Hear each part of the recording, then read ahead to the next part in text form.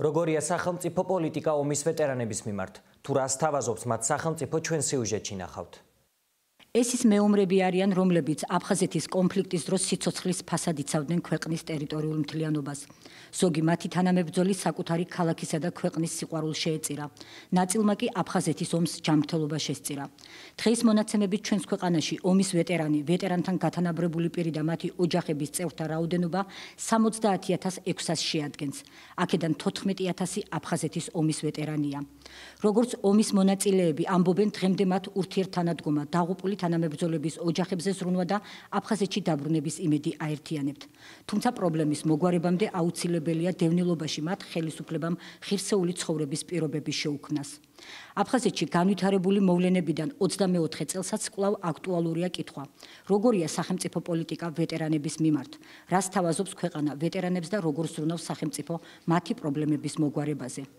2 წელია ომის ვეტერანების სოციალურ-ეკონომიკური მდგომარეობის გაუმჯობესებასა და მათი პრობლემების მოგვარებაზე უკვე ცალკე დამოუკიდებელ სტრუქტურად ჩამოყალიბებული ვეტერანთა საქმეების სახელმწიფო სამსახური მუშაობს. უწყება ომის ვეტერანებისთვის და დაღუპულთა ოჯახის წევრებისთვის არაერთ პროგრამას ახორციელებს. მათ შორის არის ჯანდაცვისა და სოციალური პროექტებიც. მინდა გითხრათ, რომ ახალი ხელისუფლების მოსვლის შემდეგ ძალიან ბევრი რამ კარგი გაკეთდა. პირველი ის, რომ რანგი აეწია ჩვენ სამსახურს, ადრე შედიოდა ჯერ ჯანდაცვის სამინისტროს ერთ-ერთი რიგითი დეპარტამენტი იყო, შემდეგ თავდაცვის სამინისტროს კიდევ ერთ-ერთი რიგითი დეპარტამენტი იყო. ამასთან დაკავშირებით მთავრობა მიიღო გადაწყვეტილება, შექმნა 2014 სპეციალური კომისია, სადაც შედიოდნენ თითქმის ყველა მინისტრები და დასკვნა იყო ასეთი, რომ უნდა იყოს ცალკე სამსახური და ექვემდებარება პირდაპირ მთავრობას. მაშინვე 2014-ში შემოვიდა ბუნებრივია მთავრობის კეთილინება იყო ეს და შემოვიდა განკარგულება, რომ ყველა ომში დაღუპულის ოჯახის წევრს ოჯახს მიეცეს ჯერ 500 ლარი, ეს ყოველთვიური კომპენსაცია და შემდეგ უკვე გაიზარდა და გახდა დღეის მდგომარეობით არის 1000 ლარი ყოველთვიურად ოჯახზე. ერთ დაღუპულზე სამწუხაროდ არიან, ვისაც ოჯახში ყავთ 2 და მეტი დაღუპული და ბუნებრივია რამდენი დაღუპულიც არის, იმდენი 1000 ლარი ენიშნება ამ ოჯახებს. პლუს ამას ის 54 ლარი საყოფაცხოვრებო სუბსიდია, ასევე ბუნებრივია ესენი ყველა არიან ჩართული საყოველთაო ჯანდაცვის დაზღვევის პაკეტში და მინდა გითხრათ, რომ ანალოგი არასდროს არ ყოფილა საქართველოში. პრიორიტეტი არის საკანონმდებლო ბაზის დახვეწა, ანუ ის რაც წინა პერიოდებში წინა ხელისუფლებების დროს იყო გაუქმებული აღდგენა, გარკვეული მიმართულებებით, ამაში ჩართულია როგორც ჩვენი სამსახური, ისე სხვადასხვა არასამთავრობო ორგანიზაციები. ასევე ჯანმრთელობის მდგომარეობის თემის გაუმჯობესება იმ მიმართულებით, სადაც ვეტერანებს უწევს თანადაფინანსება, ანუ თვითონ თანხმის გადახდა ის, რაცაც არ ფარავს საყოველთაო ჯანდაცვა. ეს ეხება ვეტერანთა ჰოსპიტალს, რომელიც ძალიან მალე დაიწყებს ფუნქციონირებას და სადაც ექნება შესაძლებლობა ყველა ვეტერანს მიიღოს დამატებითი სერვისები. ამის გარდა მინდა გითხრათ, რომ საკანონმდებლო კუთხით არის სხვადასხვა პრობლემები, რაც წინა ხელისუფლებების დროს იყო გაუქმებული, ეგრეთ წოდებული 22 ლარი, ეს არის საყოფაცხოვრებო სუბსიდია. 2009 წლის 4 ნოემბრის მერე ვინც მიიღო სტატუსი, იმათ არ ეძლევათ ეს საყოფაცხოვრებო სუბსიდია. ასევე ჩვენ სამსახურში წელს შეიქმნა სამუშაო ჯგუფი, რომელიც ეხმარება ვეტერანებს პროექტების შედგენაში, მათ განხილვაში, სწორი მიმართულების მიცემაში, რომ მიიღონ სახელმწიფოს პროგრამებში მონაწილეობა, ეს არის აწარმოე საქართველოში, დანერგე მომავალი, სტარტაპ საქართველო, კოოპერატივების შექმნა. ბუნებრივია ჩვენი სამსახური ასევე თვითონ ახორციელებს სხვადასხვა მიმართულების პროექტებს. ეს არის პირველ რიგში სამედიცინო მომსახურეობის კუთხით, ანუ იმ ნაწილში, სადაც თვითონ ვეტერანს უწევს თანხის გადახდა, ოპერაციის პროცესი ეს თუ მკურნალობის ან რეაბილიტაციის პროცესი, თუნდაც წამლების დაფინანსება, იქ ჩვენ ვეტერანთან ერთად ჩვენი სამსახური ეწევა დაფინანსებას. გარდა ამისა, ვეტერანების უგდავყოფის მიზნით, იცით თქვენ, რომ სახელმწიფო სხვადასხვა რაიონებში ერთჯერად დახმარებას უწევს ვეტერანების გარდაცვალების შემთხვევაში და ჩვენი სამსახური ყველა ომის მონაწილე სამწუხაროდ, როცა გარდაიცვლება, ერთჯერადად უწევს ასევე დახმარებას. პოლიტიკა ნამდვილად შეიცვალა. მარტო პენსიები პირველი მეორე ჯგუფის ინვალიდებზე საგრძნობლად მოიმატა, როდესაც მანამდე იყო რაღაცა მცირედი, რომელიც ვეტერანს არც კი ყოფნიდა, არც წამლებში და საერთოდ ოჯახი რო შეენახა.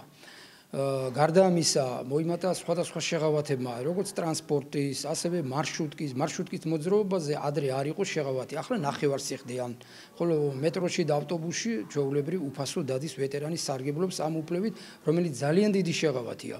იგივე ავიღოთ დაზღვევით, რაც ამ 4-5 წლის განმავლობაში ოპერაციები გაკეთა ვეტერანებისთვის და ბევრი ვეტერანი ამის წყალობით გადარჩა. მაქსიმალური კეთდება იმისათვის, რომ ვეტერანები იყვნენ დაკმაყოფილებულები. შედარებით რასაკვირველია, ბევრი რამის გასაკეთებელია, მაგრამ ძალიან ბევრი რამე გაკეთებულია და კეთდება და მომავალშიც არის დაგეგმილი. მანამდე ომში დაღუპულის ოჯახს ჰქონდა 55 ლარი თვეში. ახლა 1000 ლარი გაუხდა. შეიცვალა სახელმწიფო მიდგომა ვეტერანების მიმართ, მიდგომა ჩვენი მეომრების მიმართ. ჩვენ იმედით გაგვიჩნდა, რომ სიტუაცია გამოსწორებად მიდის უკვე რაღაც ნაბიჯები პენსიების მომატება, დაღუპულების კომპენსაცია დანიშნულ ოჯახებს და ნელ-ნელა ტენდენცია მიდის უკვე უკეთესობისკენ და ჩვენ იმედით გაგვიჩნდა, რომ უფრო მეტ ყურადღება იქნება ვეტერანების მიმართ, უფრო ინტერესი გაგვიჩნდა, რომ ერთად ვიყოთ ჩვენ. ვეტერანთა სამსახურს აქვს მემორანდუმი გაფორმებული სხვადასხვა ორგანიზაციებთან, სამედიცინო კლინიკებთან და სამთავრობო სტრუქტურებთან. აღსანიშნავია თანამშრომლობა მსოფლიოში ლიდერ საპროტეზო ცენტრ ოტობოკთან. ამ სამედიცინო პროექტებში შევიდა როგორც სხვადასხვა კლინიკებში მომსახურეობა, ასევე სხვადასხვა სახის მემორანდუმებია ჩვენთან დადებული. ერთი არის აფხაზეთის მთავრობასთან ურთიერთთანამშრომლობის მემორანდუმი, სადაც ჩვენი სამსახური აფხაზეთის მთავრობასთან ერთად მთელ რეგიონის ატარებს, მაგალითად იყო ვაზიანში, სხვადასხვა ჩასახლებებში, ასევე არის გულისსა და კარდიოლოგიურ კლინიკასთან მემორანდუმი დადებული, ფილტვისა და ტუბერკულოზის დაავადების ცენტრთან არის მემორანდუმი დადებული, სადაც ვეტერანებს უფასოდ და ნაკლებ ფასად ღირებულების 50%-ის ფარგლებში ემსახურებიან. ასევე არის ლავიანცის თვალის კლინიკა, სადაც ვეტერანები უფასოდ ღებულობენ მომსახურებას და ძირითადი მაინც ჩვენი მიმართულება არის სოციალური ეკონომიკური მდგომარეობის გაუმჯობესება ვეტერანებისათვის. აქვე მინდა ხაზგასმით კიდევ ერთხელ აღვნიშნო, რომ არის საერთაშორისო ორგანიზაცია ქალები მშვიდობისათვის, მათ ყავს ძალიან დიდი პერსონალი მოწვეული სხვადასხვა დაწესებულებებიდან და ვეტერანებს ვაჟზიანში გაუკეთდათ უფასოდ გამოკვლევები და დაურიგდათ შესაბამისი საჭიროების წამლები.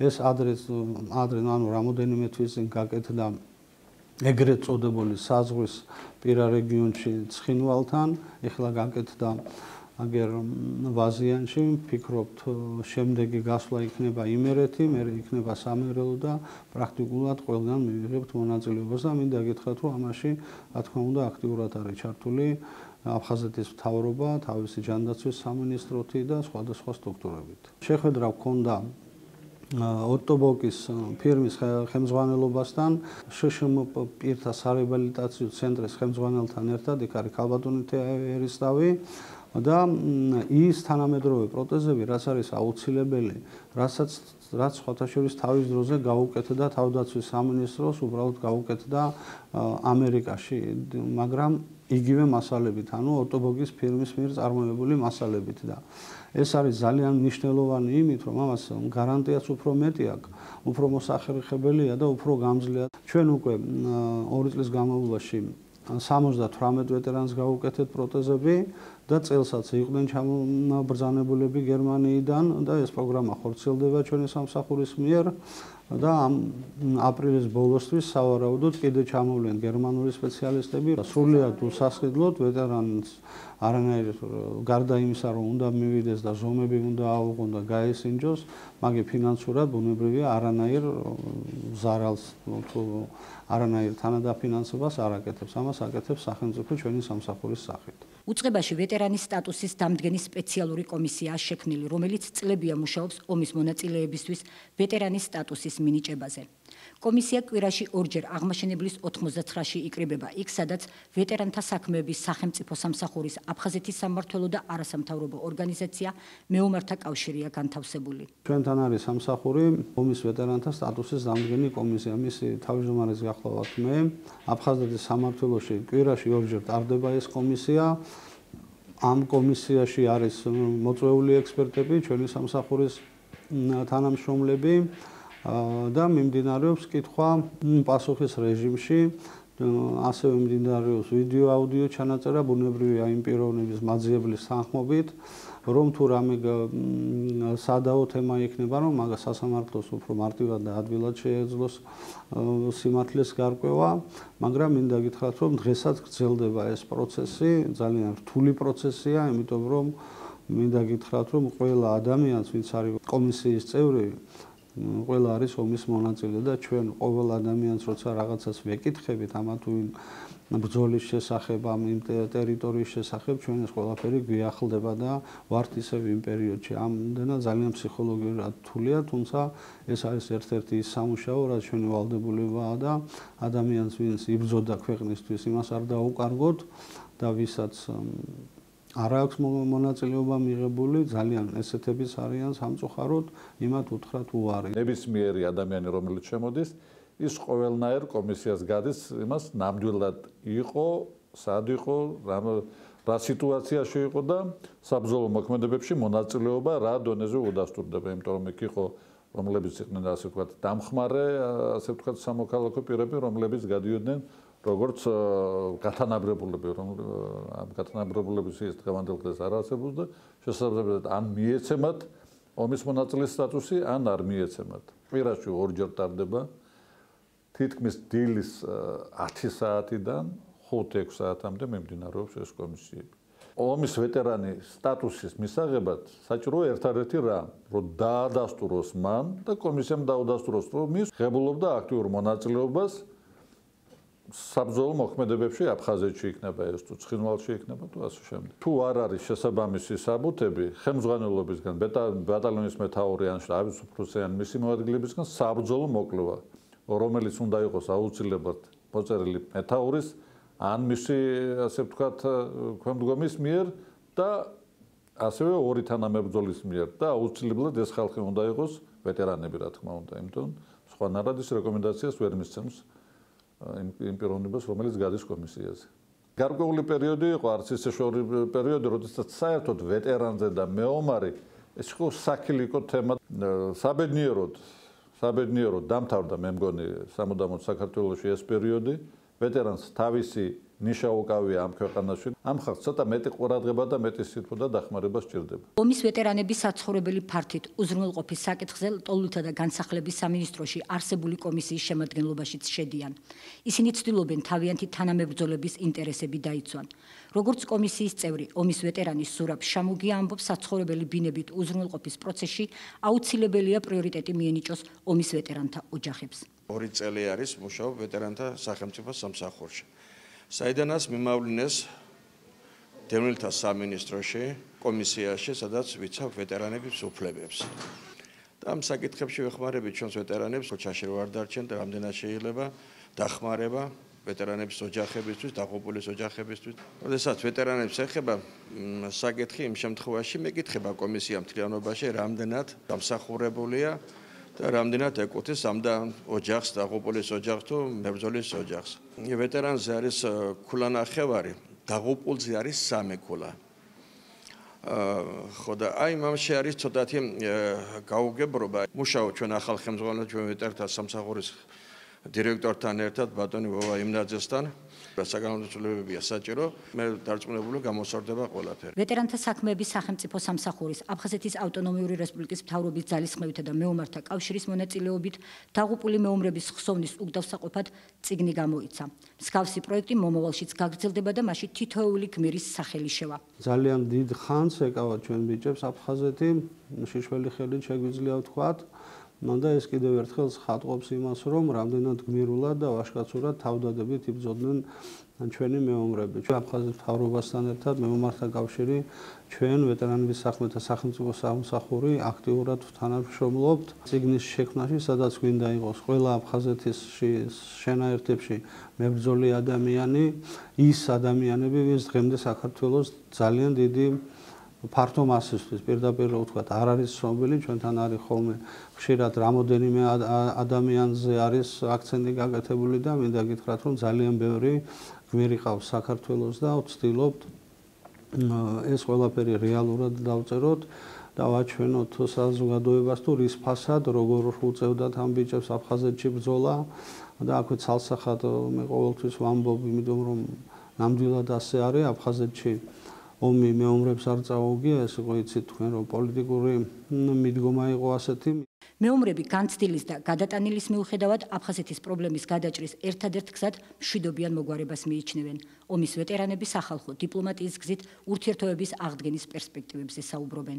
ჩვენთან არიან ჩართული პროფესორები სოხუმის უნივერსიტეტის რამოდენიმე ადამიანი, ბევრ სამწუხაროდ ვერ დავასახელებ, ბევრს არ აქვს სურვილი რომ ჩვენთან ერთად მიიღოს მონაწილეობა ყველა იმ პროცესში, რასაც ქვია ქვეყნის მშენებლობა, აფხაზებთან მიმართებაში, როგორ შეგვიძლია ჩვენ ურთიერთობა დავალაგოთ და მინდა გითხრათ, რომ არაერთი შეხვედრა გქონდა უკვე იმ ადამიანებთან, ვინც ვიყავით სხვადასხვა პოზიციებზე ერთმანეთს ვესროდით. აფხაზურ მხარეს გულისხმობს, გუდაუთიდან არიან, გაგრიდან არიან, სოხუმიდან არიან, ანუ ესეთი ხალხი, ვისთანაც ალბათ 10 წლის წინ შეუძლებელი იყო, თუნდაც 5 წლის წინ რაღაც თემებზე საუბარი. მოდიან ადამიანები, უნდათ ჩვენთან ურთიერთობა, მაგრამ ზუსტად ისეთ ადამიანებთან, ვინც ალალად, ღირსეულად ომობდა და სხვა არაფერი არ აქვს ჩადენილი და ჩვენც მაქსიმალურად ვფიქრობთ, რომ ეს არის ჩვენი მოვალეობა, რომ მომავალ თაობას